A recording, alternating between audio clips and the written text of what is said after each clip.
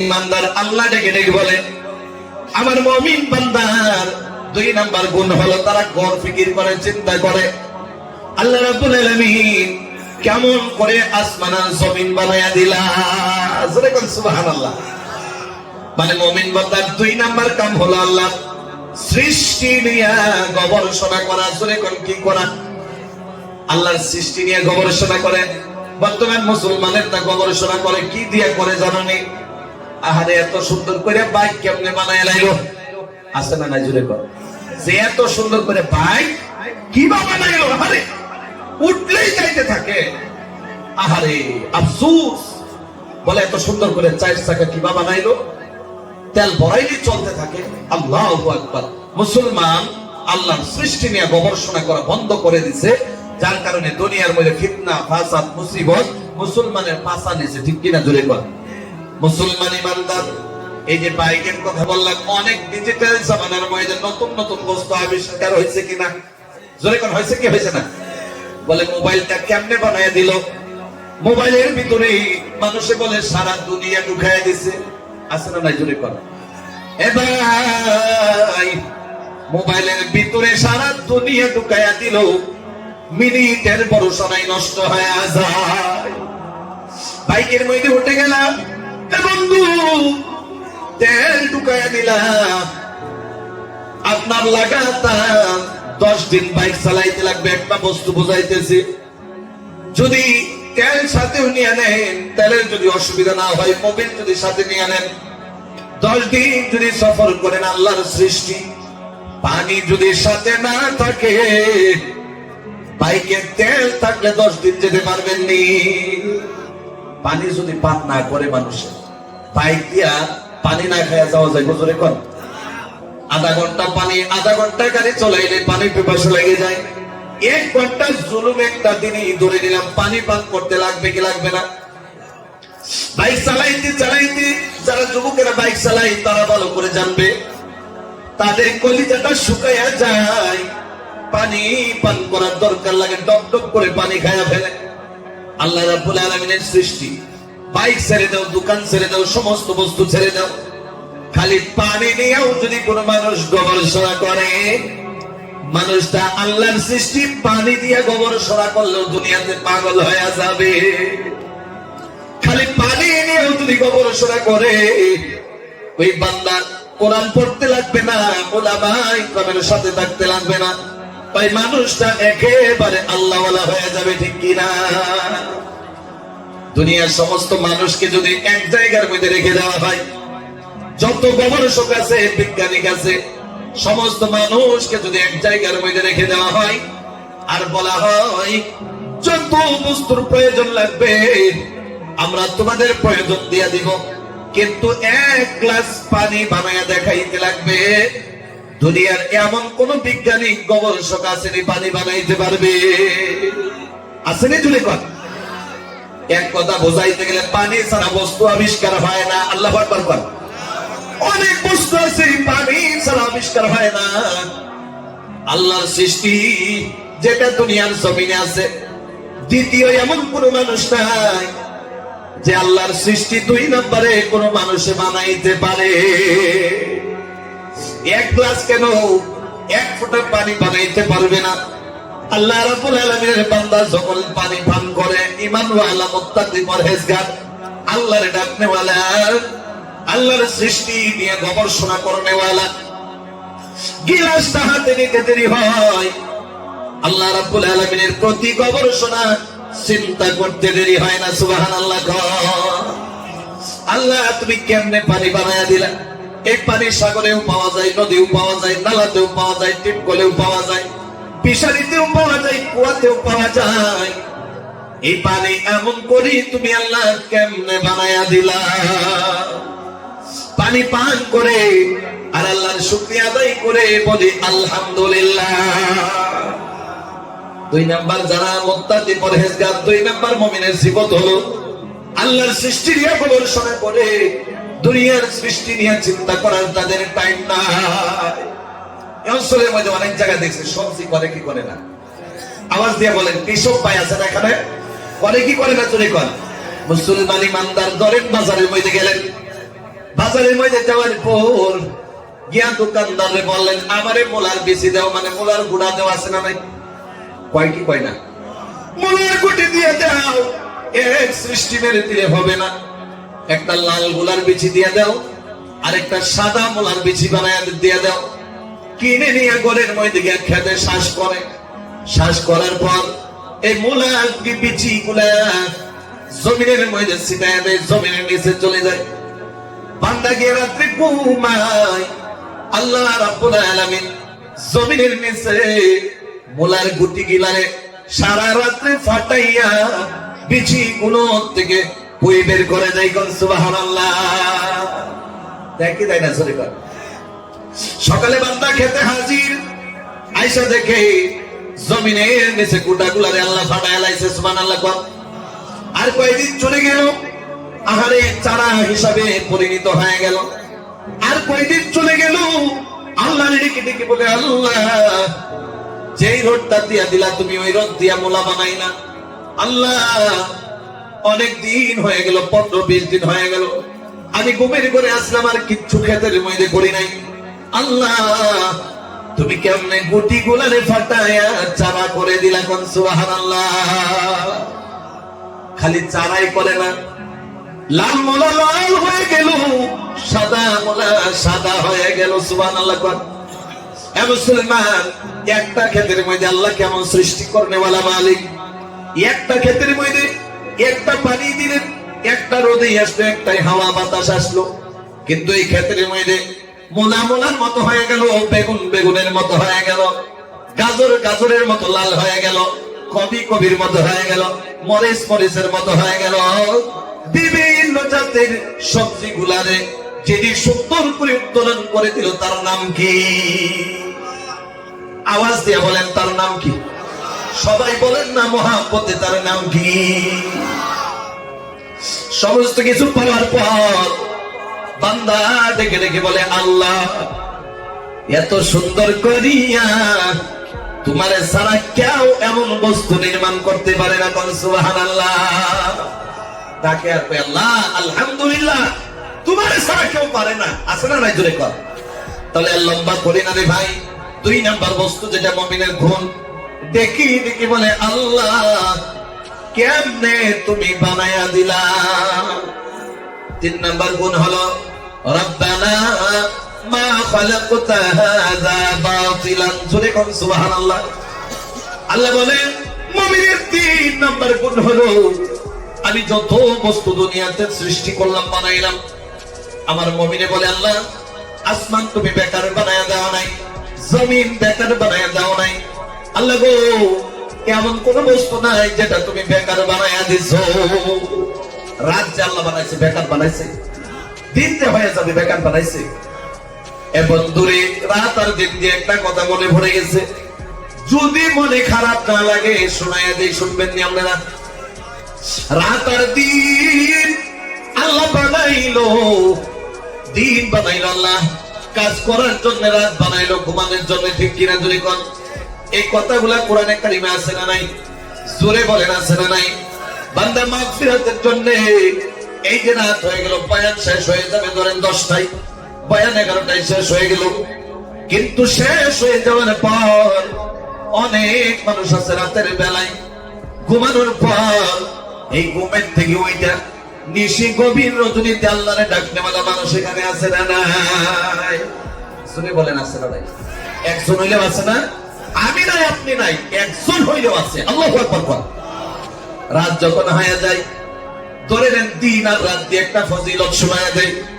এবং তো ফজরের যখন আযান দিয়া দেয়, এই অঞ্চলের মধ্যে 60 বছরের 70, 40, 50 বছরের দাড়ি পাকা মুরব্বী বৃদ্ধ আছে না নাই? আযান যখন দিয়ে দেই, আযান দিতে দেরি হয়, ব্ল্যাঙ্কেটে লাথি মাইরা ফালাইতে দেরি হয় না। আছে না নাই?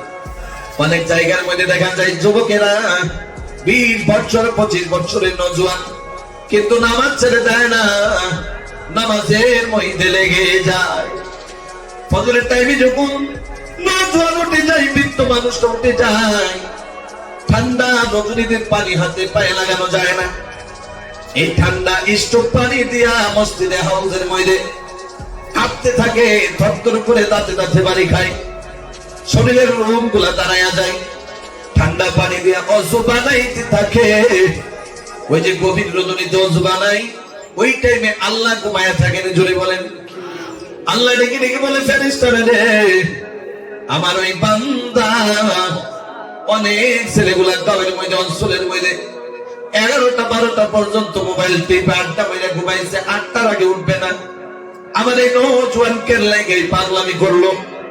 আমার এই বৃদ্ধ পবিত্র মানুষটা, আমার বান্দাটা দাড়ি পাইকা গেল, চামড়া ঢিলা হয়ে গেল, দাঁত গুলা নড়াচড়া করে আমার এই বান্দা কেল্লাকে এখন উঠে গেল, এখন তো ওটার কথা না। অনেক বৃদ্ধ মানুষ শুয়ে রইল, আমার এই বান্দা গুলা কেন উঠে গেল, এমন পাগলামি কেন করে? ফেরেশতা ডেকে ডেকে বলে, আল্লাহ আপনি তো বলেছেন ইত্তাকুল্লাহ, আপনার ভয় করার কথা, আপনার ভয়ে জাহান্নাম থেকে বাঁচার জন্য, জান্নাতে যাওয়ার জন্য। আল্লাহ এই বান্দাগুলা কবের থেকে ওযু বানাইতেছে নামাজ পড়ার জন্য। সুবহানাল্লাহ।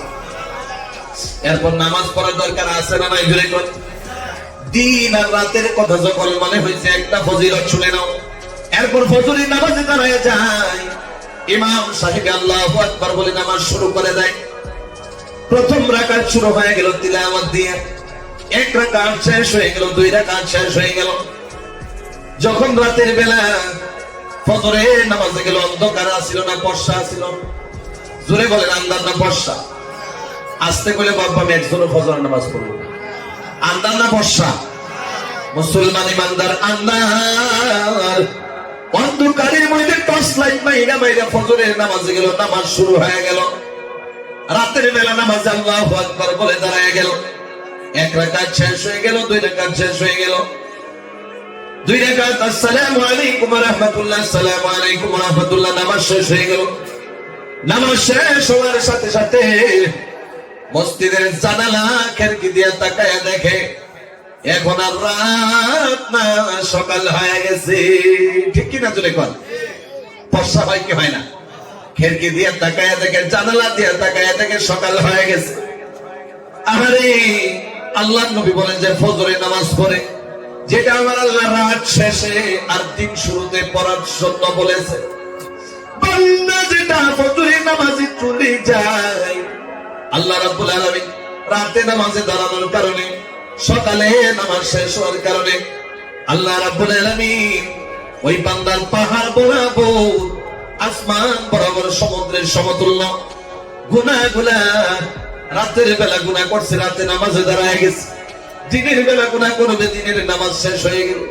আল্লাহ রাব্বুল আলামিন ওই বান্দার জন্য রাতের গুনাহ আবার দিনের গুনাহ ফজরের নামাজের কারণে মাফ করে দেয়। যে গাল দিয়ে বলেন সুবহানাল্লাহ। আরেকটু আল্লাহ রাব্বুল আলামিন 3 নম্বরে কথা শেষ হয়ে গেল। 4 নম্বরে যাওয়ার আগে মাত্র একবার আল্লাহর 1 মিনিটের জন্য ডাকি, বলে লা ইলাহা, মোহাব্বতে ডাকেন ভাই, মোহাব্বতে আর ডাকাবো না আপনারা। লা ইলাহা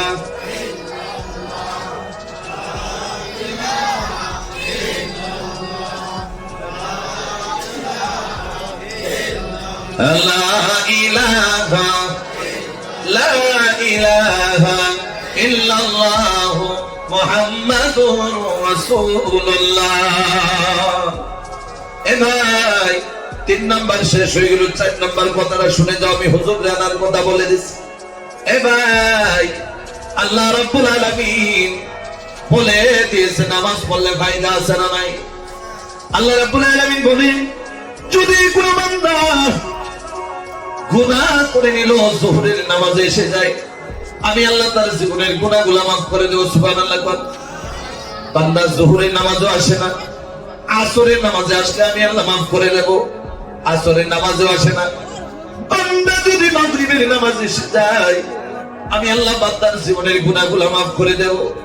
বান্দা মাগরিবের নামাজও আসলো না, বান্দা যদি এশারের নামাজে এসে যায়, বান্দার জীবনের গুনাহগুলো আমি আল্লাহ মাফ করে দেব। এশারের নামাজও আসলো না, বান্দা ফজরের নামাজে চলে আসলে আমি বান্দার দিনের গুনাহ বা রাতের গুনাহগুলো মাফ করে দেব। বান্দা ফজরের নামাজে আসলো না, এমন ভাবে হায়াত শেষ হয়ে গেল, আল্লাহ রাব্বুল আলামিন হায়াত জিন্দেগিতে কোনো ইনাম কোনো নিয়ামত দিয়ে দেয় না, এমন হয় না, সমস্ত দিয়ে দিল, কিন্তু বান্দা আল্লাহরে ডাকলো না। আল্লাহ রাব্বুল আলামিন বলে কিছু করার নাই, ফা ইন্নাল জাহিমা হিয়াল মাওয়া। আল্লাহ এই বান্দার জন্য জাহান্নামকে ঠিকানা করে দেয়, বলি নাউজুবিল্লাহ। তাহলে 4 নাম্বার গুণটা সুনামি দিকে যায় না। আল্লাহ রাব্বুল আলামিন বলে 4 নাম্বার মুমিনের গুণ হলো সুবহানাকা ফাকিনা আযাবান্নার। আল্লাহু আকবার। আল্লাহ ডেকে ডেকে বলে আমার বান্দারা 4 নাম্বার গুণ হলো আমি আল্লাহর তাসবিহ পড়ে আর আমারে ডাকে ডাকে কয় আল্লাহ আপনার তাসবিহ পড়তেছি, আমারে আযাবে জাহান্নাম থেকে বাঁচায়া দেন, সুবহানাল্লাহ। আমরা এই তাসবিহ পড়তে রাজি আছি না? নাই জোরে কথা। সর্বদাই পড়ব এই দোয়াটা, পড়বেন সুবহানাকা ফাকিনা আযাবান্নার। এটা দিয়ে আল্লাহর কাছ থেকে ক্ষমা খোঁজা হয়, তাসবিহ পড়া হয়। আল্লাহ রাব্বুল আলামিন ওই বান্দা খুঁজতে দেরি হয়, আল্লাহ তার জীবনের গুনাহগুলো মাফ করতে দেরি হয় না, সুবহানাল্লাহ। তাহলে রে ভাই 4 নাম্বার গুণের কথা, 4 নাম্বার পয়েন্টটা শেষ হয়ে গেছে। 5 নাম্বার কথাটা শোনার আগে বলেছিলাম এই যে 4টা আমল থাকলে আল্লাহ তারে মুমিন বানায় দিবে। কইছে কি কই নাই? মুমিন বানায় দিবে। আর মুমিনদের আল্লাহ জান্নাত দিয়ে দিবে। কেমন করে দিবে ভালো করে শোনো। এ মুসলমান, অনেক মুরব্বি চাচারা এখানে আছেন, নওজোয়ান ভাইরা ভালো করে শোনো। 1 নাম্বার গুণ আছে আল্লাহর ডাকা। ধরে বলেন কি করা? আল্লাহর ডাকা। 2 নাম্বার আল্লাহর সৃষ্টি নিয়ে গবেষণা করা। 3 নাম্বার আল্লাহ যত বস্তু বানাইলো সমস্ত বস্তু একটা বস্তু বেকার বানাই নাই, এই কথার সাক্ষ্য দেওয়া। 4 নাম্বারে যে কথাটা ছিল আল্লাহর তাসবিহ পড়ব আর আযাবে জাহান্নামের কথা বলবো আল্লাহর কাছে। এই 4টা কাজ যার ভিতরে থাকে আল্লাহ তারে মুমিন বানায় দেয়, সুবহানাল্লাহ। আর মুমিন কেমন জানোনি? ধরেন এই অঞ্চলের মধ্যে এই কথাটা বলে আমি শেষ করে দিতেছি। এ ভাই, এলাকার মধ্যে যদি একটা আল্লাহ বলা থাকে অনেক তো মুমিন কয়, ঠিক কিনা? এই 4টা আমল যদি মাস্টারের ভিতরে থাকে সেও মুমিন হয়ে যাবে, ইঞ্জিনিয়ার ভিতরে থাকলে সেও মুমিন হয়ে যাবে। এই 4টা আমল যদি হাজী সাহেবের ভিতরে থাকে মুমিন হয়ে যাবে। তাবলীগ ওয়ালা ভাইয়ের কাছে যদি 4টা আমল থাকে তারা মুমিন হয়ে যাবে। যতই গুনাহ করুক না কেন তওবা যদি করে নেয় আজকের রজনীতে আর এই 4টা আমল যদি শুরু করে দেয় আল্লাহ তারে জান্নাত দিয়ে দিবে, আল্লাহ তারে মুমিন বানায়া দিবে। আর মুমিন মরার পর দাফন হয় কি হয় না? নামলের দিকে মুমিন বলে টানে ছুঁয়ে দেয়। দাফন হয় কি হয় না? জোরে বলেন। দাফন হয়ে যায়। দাফন হয়ে যাওয়ার পর একটা কথা বুঝি, আপনাদের এই অঞ্চলের মধ্যে কবরস্থানে একসাথে না বাড়ি বাড়ি? একসাথে না বাড়ি বাড়ি? যত বড় মানুষই হন না কেন, কেউ ওসিয়ত এমন ওসিয়ত করবেন না যে আমার বাড়িতে কবর দিবা, কেউ বলবেন না। বিশ্বাস করেন, কবরস্থান যেটা নির্দিষ্ট জায়গা ওই জায়গাতে আপনার কবর দিতে বলবেন। আল্লাহু আকবার বলেন। শুনে যান কেন বললাম। এ মুসলমান, আপনি ওসিয়ত করে গেলেন যে আপনারা ওই জায়গাতে দিতে লাগবে। যদি আপনি আল্লাহর দরবারে গুনাহগার হয়ে যান, মাফ পাওয়ার মতো কোনো চান্স নাই। যদি আপনি কবরস্থানে সমস্ত মানুষের সাথে শুয়ে যান, হয়তো আল্লাহ মাফ করে দিবে, সুবহানাল্লাহ। কেমনে তা জানো রে ভাইয়া? হাজার হাজার বিঘা মাটি আমার যেন চিহ্ন থাকে, আমি এখানে মরতে চাই, কবর হতে চাই, আমার বোনের বিটার সাথে সাথে আমার কবর দিবে, এগুলো ওসিয়ত করবেন না। এ মুসলমান, ভালো করে বুঝা যাও। অনেক মানুষ আছে বোঝেই না, মানুষকে ওসিয়ত করে যায়, কেন করলো সেটাও বুঝে না। এ মুসলমান, কেন কবরস্থানে শয়ন করাবেন জানেননি? একটা মুমিন যখন মারা যায় কবরস্থানে যদি দফন করা হয়, কথা বুঝতেছেন আপনারা? মুমিন যখন মারা যায় কবরস্থানের মধ্যে দফন করে দেওয়া হয়। কবরস্থানের মধ্যে দফন করার পর আল্লাহ মুমিনের মাফ করবে কি করবে না? জোরে করবে কি করবে না? মাফ কইরা দিবে আল্লাহ বান্দারে। খালি মাফ করে না রে ভাইয়া, ভালো করে কথাটা মনোযোগ দিয়ে শুনো মুসলমান। মুমিনদের খালি আল্লাহ মাফ করে না। আল্লাহ বলে আমি যদি মুমিনদের খালি মাফ করে দেই, আমি আল্লাহর রহমান সিফত তো আসে না। আমি আল্লাহ যদি খালি মুমিনদের মাফ করে দেই, মুমিনের মর্যাদা তো বাড়ে না, মুমিনের সম্মান তো বাড়ে না। আমি মুমিনদের তো মাফ করে দিব। এই যে কবরস্থানের মধ্যে আমার বান্দা মুমিন শুয়ে গেছে, এই মুমিন বান্দারে আমি আল্লাহ মুমিন বান্দার কারণে মুমিনের ডান দিক দিয়ে 10টা কবর, বাম দিক দিয়ে 10টা কবর, পায়ের দিক দিয়ে 10টা কবর, মাথার দিক দিয়ে 10টা কবর, চারো দিক দিয়ে 4টা কইরা আমি আল্লাহ জাহান্নামী আযাব ভুগতেওয়ালা 40টা কবরের আযাব আমি মুমিন বান্দার মুহাব্বতে মর্যাদা বাড়ানোর জন্য মাফ করে দে। শুনে বলেন না সুবহানাল্লাহ। তাহলে মরার পরে কবরস্থানে শুইতে চাই না বাড়িতে? জোরে কোন কবরস্থানে বাড়িতে? এ ভাই, কবরের জিন্দেগিটা এমন আমিও জানি না, আপনিও জানি না। কবরে শুয়ার ওসিয়ত করে গেলেন, কবরে শুয়ে যাওয়ার পরে তো মানুষের কিছুই থাকে না। কবরের জিন্দেগি আল্লাহ রাব্বুল আলামিন ভালো জানে। এটা হলো আলমে বরজক। কথা বুঝছেন আপনারা? এ মুসলমান, আল্লাহ রাব্বুল আলামিন যে কবরের মধ্যে শুয়ে দিবে, এই জায়গার মধ্যে আল্লাহ রাব্বুল আলামিন এমন মুহাব্বত করবে বান্দারে, বান্দার জীবনের গুনাহগুলা মাফ করে দিবে। কোন সুবহানাল্লাহ।